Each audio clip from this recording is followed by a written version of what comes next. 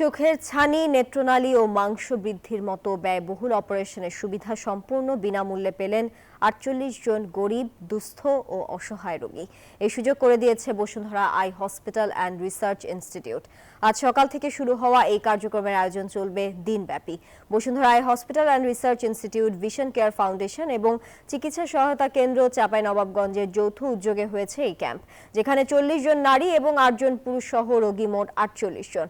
Bashundhara eye hospital and research ইনস্টিটিউটের অবৈতনিক পরিচালক এবং ভিশন কেয়ার ফাউন্ডেশনের সভাপতি প্রফেসর ডাক্তার মোহাম্মদ সালেহ আহমদের তত্ত্বাবধানে সার্জারিতে অংশ নেন doctor Anthony Albert, doctor Akhtar Ferdousi Jahan এবং ডাক্তার জেরিন পারভিন। ইতিমধ্যে ক্যাম্পের মাধ্যমে প্রায় ৩,৪৯২ বেশি রোগীকে বিনামূল্যে অপারেশন করা হয়েছে।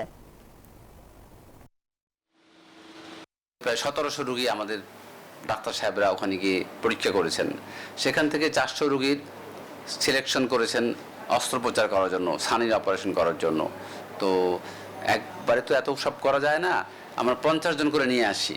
৫০ জন করে নিয়ে এসে প্রতি ২ সপ্তাহ পর পর আমরা বুধবারে নিয়ে আসি, বৃহস্পতিবারে অপারেশন কমপ্লিট করে আবার শুক্রবারে পৌঁছে দিই।